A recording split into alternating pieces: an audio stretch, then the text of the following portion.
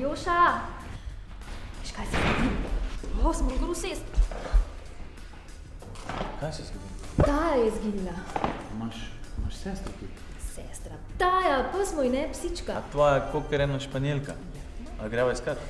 Ja, to pa neč ne bo treba. Zakaj pa? Ker mi je pomagal en detektiv. A detektiv, to prav? Je to prav, glupa. Ja, nisem vedel, da imamo v Sloveniji detektive. Veš, koliko jih imamo, pa ful imajo dela. Iščejo izgubljene živali.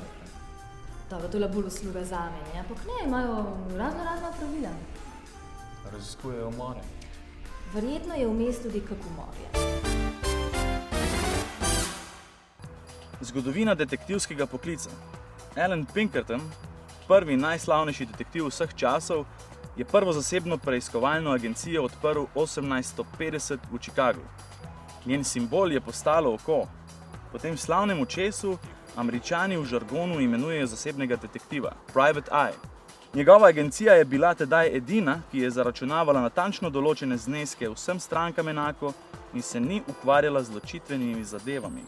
Do leta 1855 se je delo počasi razširilo tudi na varovanje železnic. Izpostave njegove agencije so bile razpredene po vsej Ameriki. Vse so mu pošiljale poročila o kriminalnih dejanjih in kriminalcih, ki jih je skrbno arhiviral. Njegova podatkovna zbirka, ki so jo sestavljali časopisni izrezki in poročila njegovih agentov, je bila največja v ZDA. Med študijom sem naletel na detektivsko dejavnost. Pri nas je ta bila v začetku in sem videl nek izziv v tej smeri. Delali ste pa katero šolo?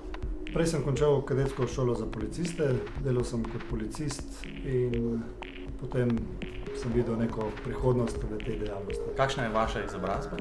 Imam končano visoko izobrazbo, trenutno pa zaključujem magistrske študije. In potrditev tega naziva, imate kakšne licence, ki jih potrebujete za opravljanje svojega dela?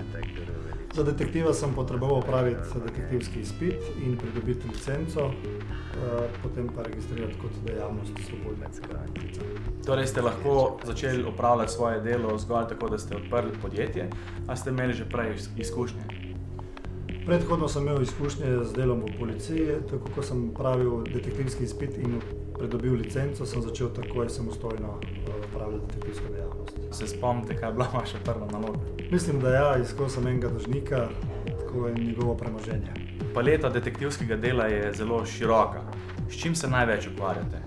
Detektivi se največ ukvarjamo z dolžniki in dolžniško problematiko, z iskanjem premoženja. Veliko časa namenimo tudi kontroli bolniških staležev, potnih stroškov, alkoholiziranosti in ugotavljanju kršitve delovne discipline na delovnem mestu.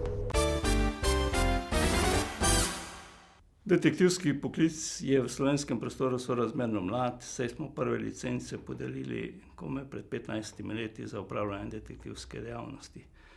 Na začetku je ta poklic bil predvsem namenjen moškim oziroma so ga opravljali predvsem moški. V zadnjih letih se pa vse več pojavlja mladih, fakultetno izobraženih žensk, ki uspešno opravljajo tovrstni poklic.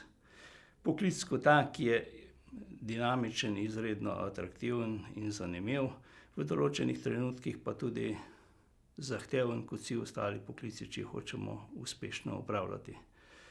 V slovenskem prostoru je še kar nekaj prostora za tovrstno dejavnost, za kandidate, ki bi želeli to opravljati, vendar morajo imeti neko znanje oziroma predznanje in izpolnjevati pogoje po zakonu o detektivski dejavnosti.